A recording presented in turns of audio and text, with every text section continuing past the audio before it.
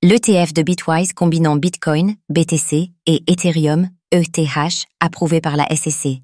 Après le lancement des ETF Bitcoin Spot en janvier 2024, puis celui des ETF Ethereum Spot en juillet de la même année, les ETF combinant les deux crypto-monnaies pourraient prochainement faire leur arrivée sur le marché, la Securities and Exchange Commission, SEC, s'y montrant favorable.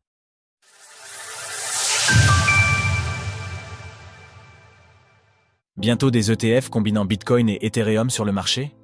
La Securities and Exchange Commission, SEC, a approuvé ce jeudi un dossier du NYSE Arca au nom de Bitwise permettant à ce dernier de proposer un ETF combinant Bitcoin, BTC, et Ethereum, ETH.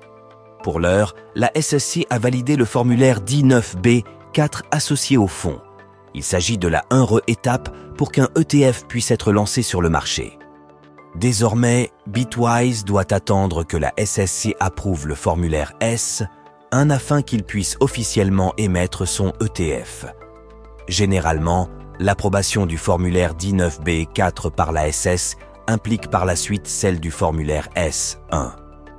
Il y a donc de fortes chances que le nouvel ETF crypto de Bitwise voit le jour dans les prochaines semaines. Cet ETF hybride serait géré par le gestionnaire d'actifs, sa garde serait assurée par Coinbase et Bank of New York Mellon servirait de dépositaire de trésorerie, d'administrateur et d'agent de transfert.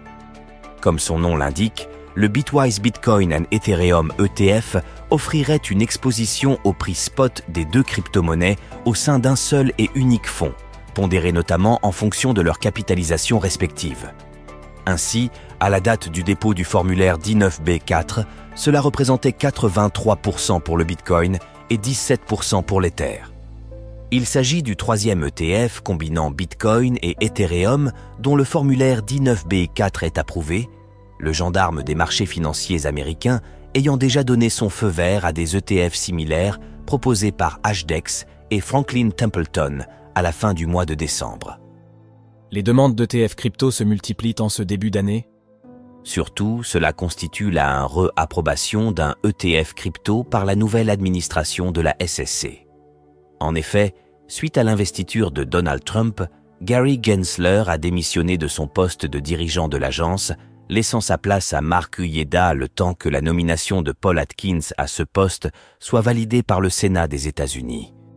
Comme l'avaient prédit James Seyffart et Eric Balchunas, ce sont bien les ETF combinant Bitcoin et Ethereum qui devraient être les premiers à voir le jour en 2025.